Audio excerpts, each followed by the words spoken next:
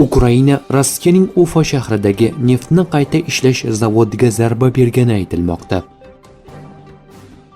Rossiya harbiylari Konstantinovkadagi qurshovga olingan Ukraina harbiylari yashiringan boshpanalarni yo'q qildi.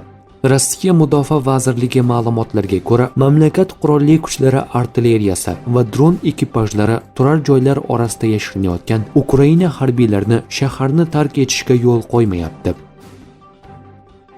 Marko Rubio: Livan armiyasi nazorati kengaygani sari Isroilning mamlakatdagi harbiy ishtiroki qisqaradi. AQSh davlat kotibi Marko Rubioning aytishicha, Isroilning Livandagi harbiy ishtirokini saqlab turishining asosiy sababi Hizbullohning ushbu hududdan raketa va dronlar uchirishi hisoblanadi. Uning ta'kidlashicha, Livan armiyasi qanchalik ko'p hududni o'z nazoratiga olsa, Isroilning Livanda qolishiga shunchalik kam ehtiyoj qoladi. Vladimir Zelenskiy: Ukraina armiyasi va razvedkasiga oldindan harakat qilish topshirildi. Ukraina prezidenti Vladimir Zelenskiy armiya va razvedkaga Rossiya urushni kuchaytirish uchun foydalanayotgan obyektlarga nisbatan oldindan chora ko'rish bo'yicha topshiriqlar berganini ma'lum qildi. Uning aytishicha, Moskva rahbariyati mamlakatning boshqa hududlaridan Moskva, Valday va Kerch bo'g'ozidagi ko'prik atrofiga S-400, S-500 hamda Pansir havo mudofaa tizimlarini ko'chirmoqda. Zelenskiy buni Kreml o'z rahbariyati xavfsizligini mamlakatning boshqa hududlaridan ustun qo'yayotganini isbot sifatida baholadi.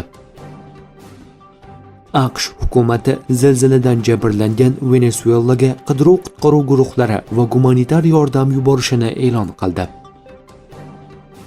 Venesuelada 7.2 va 7.6 balli ketma-ket ikkita kuchli zilzila yuz berdi.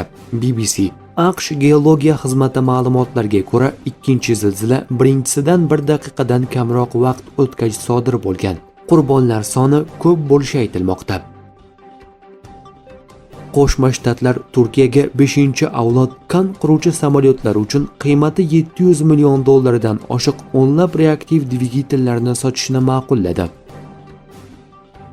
Eron men xohlagan hamma narsaga rozi. Donald Trump: Eron hozir juda muloyim. Ular men xohlagan hamma narsaga rozi bo'lmoqdalar va ular bunga majbur. Aks holda biz orqaga qaytib qilishimiz kerak bo'lgan ishni qilamiz, dedi AQSh prezidenti. The Independent nashri: Mossad Eron bo'yicha strategiyani tubdan o'zgartirmoqda. Yangi rahbar Roman Gofman Tehrondagi hokimiyat almashuviga qaratilgan yangi konsepsiyani ishlab chiqmoqda. Shuningdek, Mossad tuzilmasini qayta tashkil etish rejalashtirilgan. Xabarlarga ko'ra, avvalgi rahbar ijtimoiy tarmoqlar, kiberhujumlar va diversiyalarga tayangan strategiyasi so'nggi urushda kutilgan natijani bermagan deb baholanmoqda. Shu bilan birga AQSh va Eron o'rtasida kelishuvga erishilganidan keyin Benyamin Netanyahu hukumati pozitsiyalari ham zaiflashgani aytilmoqda. Ayrim so'rovlarga ko'ra, isroilliklarning katta qismi Eronni urush g'olibi deb hisoblamoqda va harbiy kampaniya mamlakat xavfsizligini uzoq muddatli jihatdan zaiflashtirgan deb baholagan.